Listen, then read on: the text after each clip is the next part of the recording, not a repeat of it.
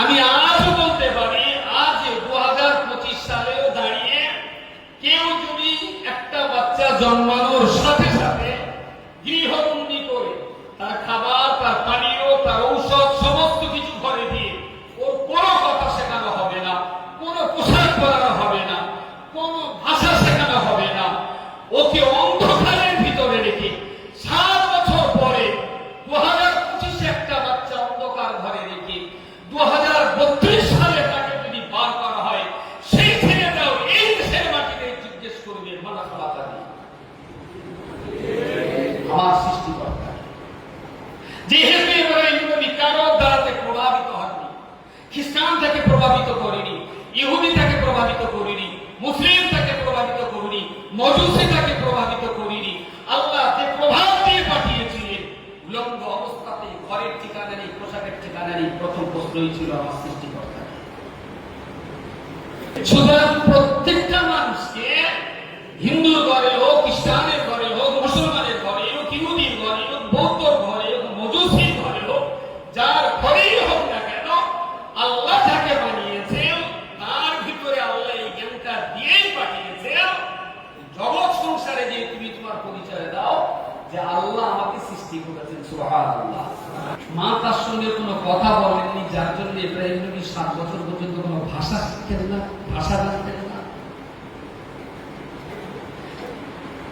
এইরকম একজন ব্যক্তিত্ব যিনি জন্মে থেকে নিয়ে 7 বছর কেউ তার সঙ্গে কথা বলেন, মা ইচ্ছা করলে কথা বলতে পারতেন, কিন্তু মা ভেবেছিলেন একে যদি কথা শেখাই তাহলে আমাকে জিজ্ঞেস করবে কোথায় যাচ্ছে, ঝামেলা হবে, যার জন্য মা কোনো কথা বলেন। রাতে করে যখন খাবার দাবার দিতেন, নোংরা পরিষ্কার করতেন, মা চাইলে আলো জ্বালাতে পারতেন, কিন্তু জ্বালান না। ও আমাকে দেখবে, আমি ওকে দেখবো, ওর প্রতি আমার মায়া হবে, আমার প্রতি ওর মায়া হবে, তাই ছেড়ে যাওয়া যাবে।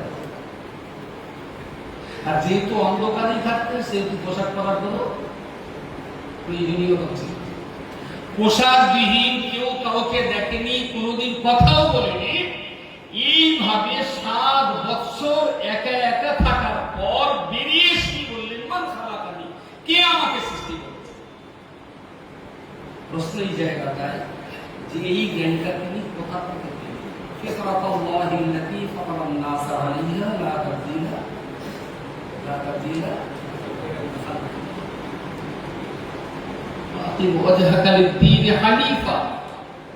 আল্লাহ বললেন এটা আমার নিয়ম, এটা প্রাকৃতিক নিয়ম। আমি আল্লাহ যাকে সৃষ্টি করবো, ফাতারান নাস, যত মানুষকে সৃষ্টি করি না কেন, এদের সবাইকে আমি আল্লাহ আমার নিজস্ব ফিতরাতে সৃষ্টি করি, সহজাত প্রবৃত্তি দিয়ে সৃষ্টি করি, যে ওরা সবাই আমি আল্লাহ আমার একত্ববাদের বিশ্বাস নিয়ে পৃথিবীতে জন্মগ্রহণ করেন, সুবহানাল্লাহ। পৃথিবীর কোন মানুষ কষ্টের প্রয়োজন নাই। নরেন্দ্র মোদীর জন্ম ছিল ইমানদার আলাদে, রাহুল গান্ধীর জন্ম ইমানদার আলাদে, মমতা ব্যানার্জির জন্ম ইমানদার। পৃথিবীতে কোন মানব সন্তান বেঈমান হয়ে জন্মালে আল্লাহ কোরআন মিথ্যা হয়ে যাবে। এটা যদি নাম করা আন্তর্জাতিক মানের কোন গ্লাস হতো, এই গ্লাসটা যদি সারা পৃথিবীতে চলত, তাহলে এর কোনো একটা জায়গায় লেখা থাকতো, লেখা আছে, লেখা আছে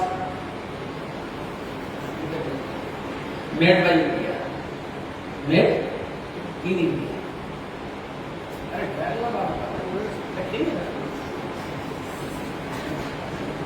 যে সমস্ত জিনিসপত্র দেশ থেকে বিদেশে যায়, আমেরিকার জিনিস যায় এখানে আসে, তাতে লেখা থাকে মেড ইন আমেরিকা।